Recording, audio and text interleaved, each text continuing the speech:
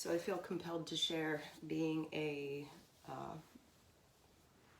parent at home, trying to do my best, being a person at home, trying to consider the well-being of others by limiting going out as much as possible. There is still an overwhelming amount of feelings, and that includes feeling frozen.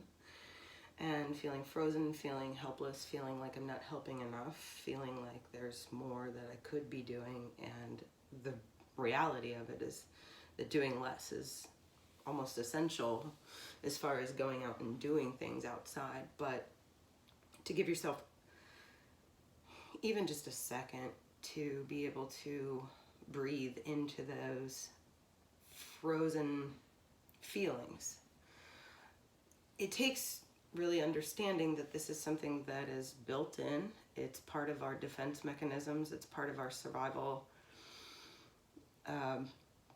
ingrained in our system to be able to protect us from things that are potentially dangerous. This has been part of our animal reflexes forever. So in our ability to make conscious effort to put some time into really communicating with what that feeling is,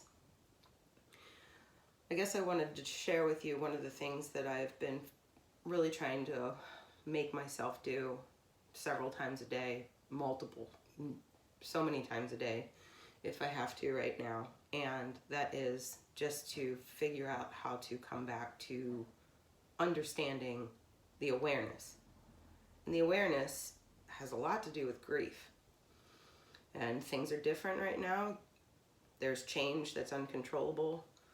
And if you've not experienced a whole lot of grief in your life, this might be something that's relatively new for you. But for the majority of us, there's been something in our lives before that has given us this range of emotion that includes being forced to be accepting with how we are, where we feel, and where we are right now. And so whatever position that you're comfortable in at this point, even if it's, laying in bed still or being on the couch, or if you are, inspired to move around a lot, being able to come back to one space for 1 second with your breath, with a complete intention of just allowing and accepting where you are right now, can be all of your practice for right now. If you want to take it a little bit further and connect with the ground, you can put your hands down. You can realize that everything that's touching the ground right now is already connected to the ground, whether you're in your house or you're outside. And at this point, if you can press into the ground where you're at and lift yourself up just a little bit more, and then settle your weight back.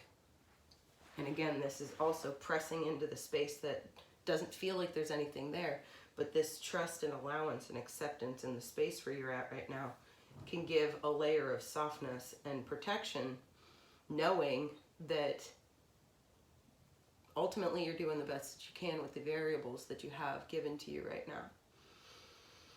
If you can give yourself a little bit more breath, opening up all of the lower ribs, even pressing and expanding through all of the back muscles in between your shoulder blades, and lifting your arms all the way up, elbows going all the way out to the side. This is not passive whatsoever, but allowing that big extension and stretch to go all the way out while you exhale. And even if you can only get one in, right? That's better than not doing anything. Of the fight, flight, freeze, or fawn, right? There's a myriad of probably other things in between there that part of our nervous system uses to protect us. And one of those things that we've been trying to do with, the movement in these exercises is to allow not only the support from the ground, but using the practices to let us really communicate and gain more insight into what is actually going on. And you might feel fearful, you might feel like you're on the verge of crying, you might feel relief, you might feel like you're getting that 1 second of, oh, I am really okay right now. And just be wherever you're at. And if you can, just kind of allow that extra space and movement. This is also giving you an opportunity to maybe even look around you a little bit more.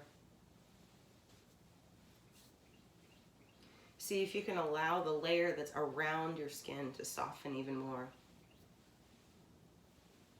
Because it doesn't always have to be about being physically strong or capable or being able to handle all these, even intense workouts. Sometimes it is being able to come back to knowing the feeling and trusting that you could be safe for 1 second, even if it's just within what you are capable of doing right now. So for me, right, this moment, even talking to you about this it's vulnerable. It's been very challenging, and it's also been an interesting, another layer of a learning curve. Like when we started Movement Arts, it was not only because I knew that I needed to do these movements and practices as well, but being compelled to share it so that it could benefit other people. It can be scary to put yourself out there.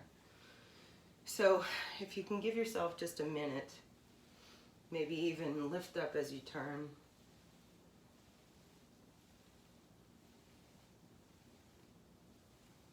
See if you can look for a sense of just a little bit more space and gratitude, of a place where you can push into, like another layer of support that maybe it's kind of hard to remember that is actually there. And then welcome it in. Let it be part of you without it being something forced.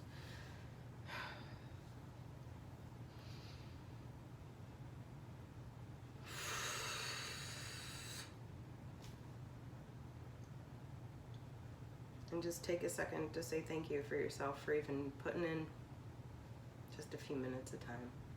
Okay, I wish you well.